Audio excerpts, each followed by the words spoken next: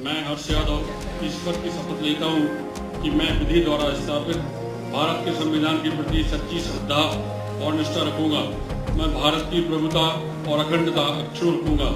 मैं मध्य प्रदेश राज्य के मंत्री मध्य प्रदेश की कमलनाथ सरकार में कैबिनेट मंत्री हर्ष यादव।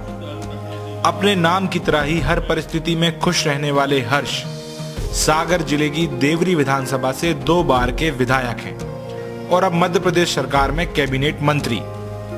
ये कहानी है उस नेता की जो जब पहली बार विधायक का चुनाव लड़ा तो अपनी मां को खो दिया। ये कहानी है उस नेता की जो जीता हुआ चुनाव पार्टी के भीतर उठी बगावत और कलह का शिकार होने के कारण हार गया। ये कहानी है उस नेता की जब जिले में उसकी पार्टी का सूपड़ा साफ हुआ तो वो एक लौता विधायक था जिसने अपनी सीट बचा ली। ये कहानी है देवरी के किसान परिवार में जन्मे हर्ष यादव की। साल था 1961, तारीख थी 31 मई। चिलचिलाती गर्मी का मौसम था। देवरी के रसैना गांव में बेनी प्रसाद और तुलसाबाई के घर जन्म हुआ एक तेजस्वी बालक का, जो आगे चलकर अपने परिवार और गांव का नाम रोशन करने वाला था। ये बालक था हर्ष। हर्ष ने अपनी स्कूली शिक्षा गांव में ही पूरी की। इसके बाद डॉक्टर हरि सिंह गौर विश्वविद्यालय में उन्होंने डबल MA और LLB तक की पढ़ाई पूरी की। वहीं जब वो अपनी कॉलेज की पढ़ाई कर रहे थे तब 21 साल की उम्र में वो छात्र राजनीति में सक्रिय हुए। इसके बाद मुख्य धारा से जुड़े और साल 2000 में पहली बार जनपद पंचायत देवरी के अध्यक्ष बने। ये वो दौर था जब मध्य प्रदेश के मुख्यमंत्री दिग्विजय सिंह थे। वैसे तो हर्ष यादव कमलनाथ के समर्थक हैं और उन्हीं के खेमे से राजनीति करते हैं, लेकिन अपने व्यवहार और मिलनसारिता के कारण दिग्विजय सिंह भी उन्हें बेहद पसंद करते थे। और शायद यही वजह रही कि साल 2003 में कांग्रेस पार्टी ने सिटिंग विधायक ब्रज बिहारी पटेरिया का टिकट काटकर हर्ष यादव को मौका दिया। एक तरफ हर्ष यादव का देवरी में कांग्रेस के भीतर कद बढ़ रहा था, वहीं दूसरी तरफ उनको टिकट मिलने से पार्टी के भीतर अंदरूनी कलह भी खुलकर सामने आ गई थी। पहले तो देवरी के सिटिंग विधायक और कांग्रेस के वरिष्ठ नेता ब्रज बिहारी पटेरिया ने हर्ष यादव को टिकट दिए जाने से नाराजगी व्यक्त की और उनकी इस नाराजगी का परिणाम ये हुआ कि ब्रज बिहारी पटेरिया के समर्थकों ने हर्ष यादव के काफिले पर हमला बोल दिया, गाड़ियों में तोड़फोड़ कर दी और हर्ष यादव भी इस हमले में बुरी तरह घायल हो गए। उनकी आंख में गंभीर चोट आई थी। आनन फानन में उन्हें एयर एम्बुलेंस से इलाज के लिए दिल्ली एम्स ले जाया गया। वहां इलाज कराने के बाद जब वो वापस देवरी लौटे तो उन्होंने अपना प्रचार शुरू किया।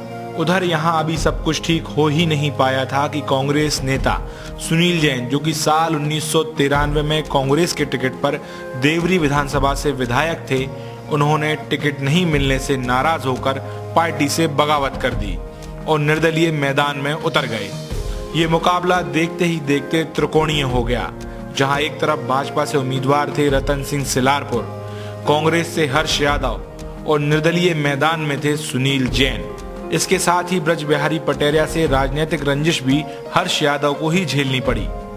इन सब में हुआ ये कि कई सारे कांग्रेसियों ने हर्ष यादव का साथ नहीं दिया। कई घर बैठ गए तो कई ने खुलकर उनके खिलाफ काम किया, भीतर घात किया और इस सब का सीधा नुकसान हर्ष यादव को होने वाला था। लेकिन यहाँ हर्ष यादव का एक और निजी नुकसान उनका इंतजार कर रहा था, जहां एक तरफ हर्ष यादव अपनी चोट से उभर ही रहे थे कि एक और दुख भरी खबर उनके पास आ गई। खबर थी उनकी मां के असमय निधन की। ये चुनाव हर्ष यादव के जीवन का शायद सबसे कठिन चुनाव था, जिसने उन्हें मानसिक और शारीरिक रूप से तोड़ दिया था। अब बारी थी इस चुनाव के नतीजों की। नतीजे कुछ यूं थे। कांग्रेस के हर्ष यादव को मिले थे 29,559 वोट, वहीं भाजपा के रतन सिंह को मिले थे 40,930 वोट। इसके साथ ही निर्दलीय चुनाव मैदान में उतरे कांग्रेस के बागी सुनील जैन को मिले थे 21,084 वोट, यानी जीत हार का अंतर रहा था 11,371 वोट। इस चुनाव में एक कांग्रेसी और एक बागी कांग्रेसी की लड़ाई में भाजपा के रतन सिंह सिलारपुर चुनाव जीत गए। सुनील जैन 21,000 से भी ज्यादा वोट ले गए और करीब 11,000 वोट से हर्ष यादव चुनाव हारे। मतलब साफ था, हर्ष यादव की ये हार जिन कारणों से हुई वो थी कांग्रेस के अंदर भीतर घात। हर्ष यादव को इस चुनाव में न सिर्फ हार मिली बल्कि उन्होंने अपनी मां को भी खोया और उनके चेहरे पर मिला घाव अब पूरी जिंदगी उनके साथ रहने वाला था। लेकिन हर्ष यादव मुश्किलों से कभी न घबराने वाले नेता थे, जो जब जब जितना ज्यादा परेशानी में रहा तब तब दुगनी ताकत से संघर्ष करता नजर आया। लेकिन इस बीच वो कांग्रेस में सक्रिय रहे और पार्टी ने भी उन्हें कई सारी जिम्मेदारियां भी सौंपी और एक सच्चे कांग्रेस के सिपाही की तरह उन्होंने हर जिम्मेदारी को बाखूबी निभाया। बावजूद इसके साल 2008 में उन्हें कांग्रेस ने मौका नहीं दिया, लेकिन साल 2013 में पार्टी ने उन्हें फिर मौका दिया। यहाँ वो कांग्रेस के विश्वास पर खरा उतरे और चुनाव जीत गए। इस विधानसभा चुनाव में सागर जिले की 8 में से कांग्रेस 7 विधानसभा सीट पर चुनाव हार गई थी। केवल इकलौती सीट देवरी थी जहां हर्ष यादव जीतने में कामयाब हुए थे। साल 2013 के विधानसभा चुनाव में देवरी से कांग्रेस के हर्ष यादव का मुकाबला एक बार फिर भाजपा के रतन सिंह सिलारपुर से हुआ।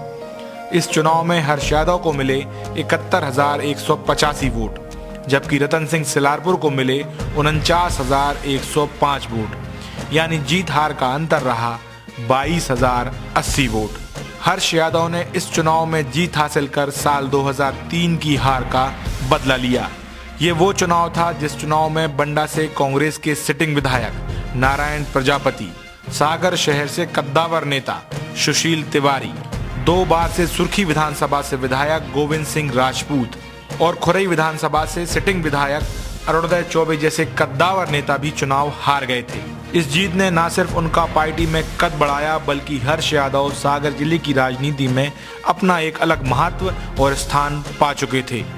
अब बारी थी साल 2018 के विधानसभा चुनाव की।